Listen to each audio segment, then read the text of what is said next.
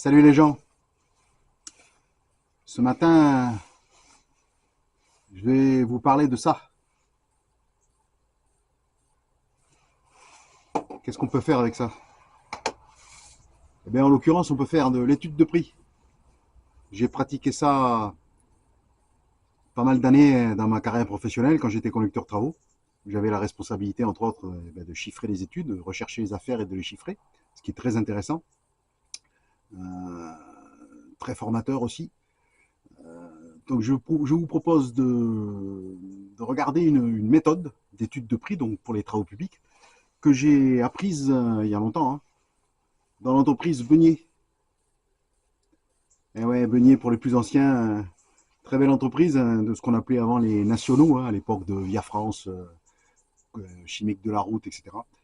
Pour la petite histoire, je crois que le groupe Eiffage aujourd'hui, hein, major du BTP, est justement le résultat, la fusion de Beunier, Chimique de la Route et Cocherie Bourdin Chaussée, ou je sais plus. Enfin voilà, c'est c'est une réminiscence de l'entreprise Beunier. Donc moi j'ai été formé aux études de l'entreprise Beunier par des types qui étaient des pointures, hein, qui m'ont bien appris.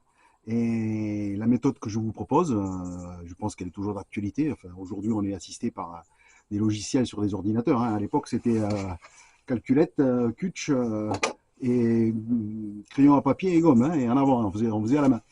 Il y a 30 ans de ça. Donc la méthode, elle est simple. Il s'agit de faire des pavés, des briques, de tout ce qui rentre dans la composition du prix. Autrement dit, pour des travaux de terrassement, enfin de l'activité des travaux publics, on va décomposer ça en plusieurs pavés.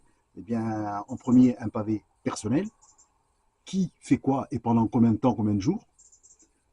Un pavé matériel, que l'on peut couper en deux avec matériel interne de l'entreprise ou matériel de location. Combien de machines, pendant combien de temps?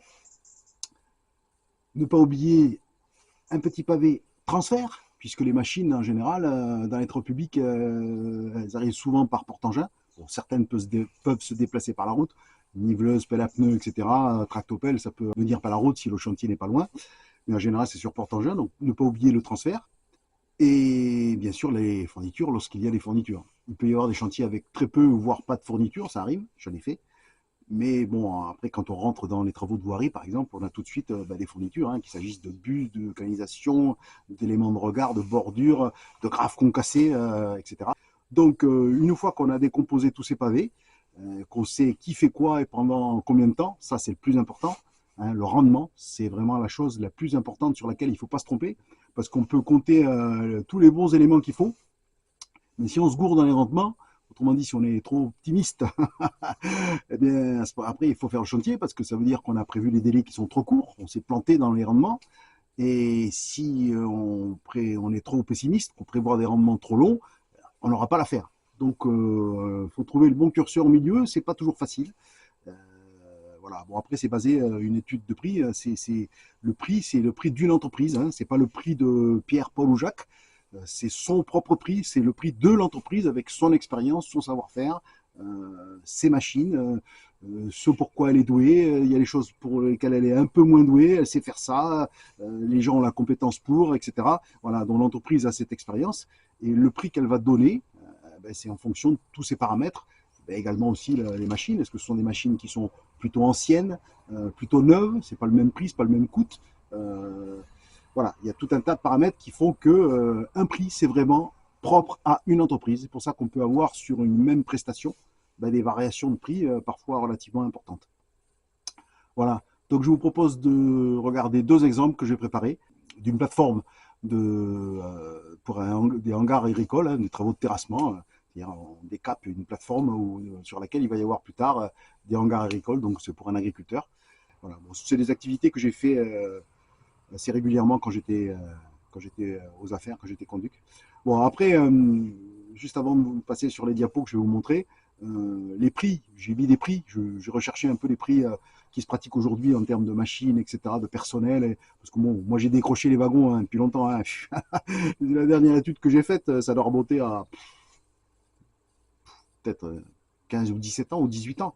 Donc je suis plus dans les coûts du tout au niveau des prix. Donc ne regardez pas les prix des machines en disant putain, moi j'aimerais travailler à ces prix-là toute l'année. Non, les prix sont juste là pour remplir mon exemple. Mais ce qui compte, c'est la méthode. Hein. Vous prenez la méthode et vous mettez le bon prix qui se pratique aujourd'hui ou le prix de votre entreprise. Voilà, c'est la méthode que je veux montrer. Ne vous stigmatisez pas sur les prix que je vous présente, qui sont sûrement faux. Bon, certains sont sans doute bons, mais il y en a certainement qui ne sont pas bons du tout. Voilà. Allez, on regarde ça. Étude de prix, très très important. Alors, la présentation de ce chantier, comme je l'ai dit, il s'agit de la création d'une plateforme qui va recevoir plusieurs hangars agricoles. Donc pour un agriculteur, hein, c'est un gars qui un gros céréalier, on va dire, hein, qui a un peu de pognon et qui touche des subventions. Bon, faisons pas de polémique. Alors, les travaux vont se décomposer principalement en deux phases. Hein. C'est quelque chose de relativement simple en travaux de terrassement. Une première phase qui va être donc des décapages, c'est-à-dire qu'on retrousse la terre végétale qui est impropre à être utilisée comme matériau de construction en termes de terrassement. Donc elle est décapée et elle est mise en cordon en bordure de la parcelle pour être réutilisée plus tard pour végétaliser des parcelles ou quoi que ce soit. Et lorsque les décapages sont terminés, ben, la phase numéro 2, c'est les terrassements avec forme de pente, puisque bon, il y aura des fosses, il y aura des voiries, il y aura tout un tas de choses, donc en respectant l'implantation et les pentes. Et là, on a réussi un deal, quand on peut le faire, c'est bien, où on négocie avec l'agriculteur, puisqu'il s'agit d'un agriculteur, de pouvoir vider les déblais sur un terrain à lui ou un terrain qu'il connaît, de manière à éviter de payer la décharge. Ça, c'est toujours un gros plus de ne pas avoir à payer la décharge. Donc là, à proximité du chantier, on va dire une poignée de kilomètres, pas loin, hein, un quart d'heure autour, donc c'est vraiment très proche.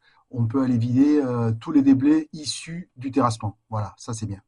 Alors maintenant, on rentre dans le vif du sujet, hein, dans le coût de l'atelier de production, qui sont les acteurs de ce chantier.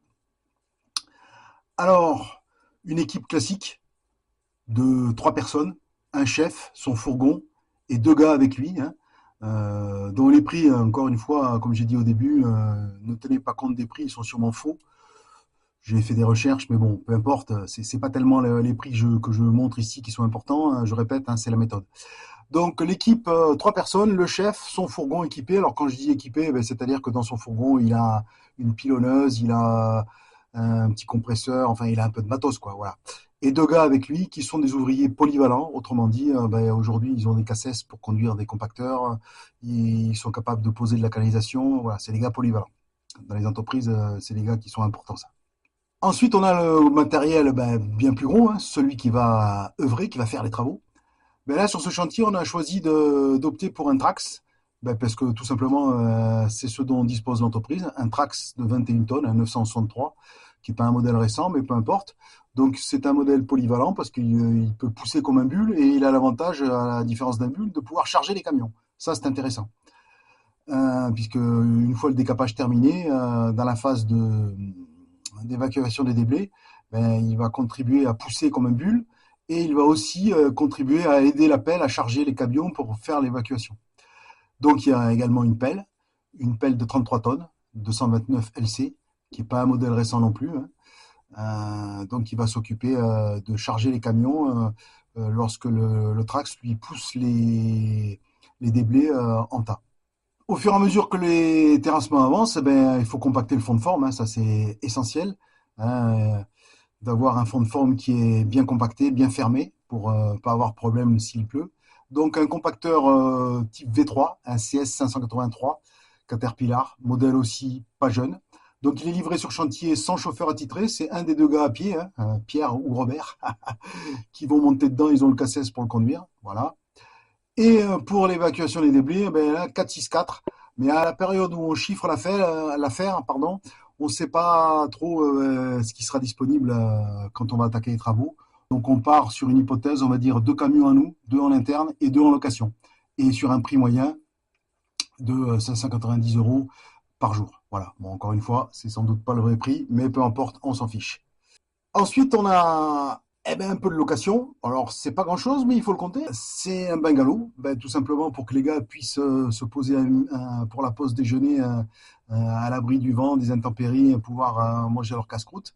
Et ce bungalow, il servira également pour les réunions de chantier. Donc c'est un bungalow en location à 9 euros par jour. C'est pas énorme, mais à la fin du chantier, ça compte, donc il faut le compter.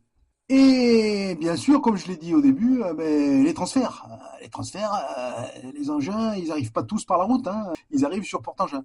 Donc là aussi, c'est pareil, on ne sait pas quand le chantier va démarrer, où seront les machines qui vont être affectées à ce chantier. Est-ce qu'elles seront loin du chantier? Est-ce qu'elles seront proches?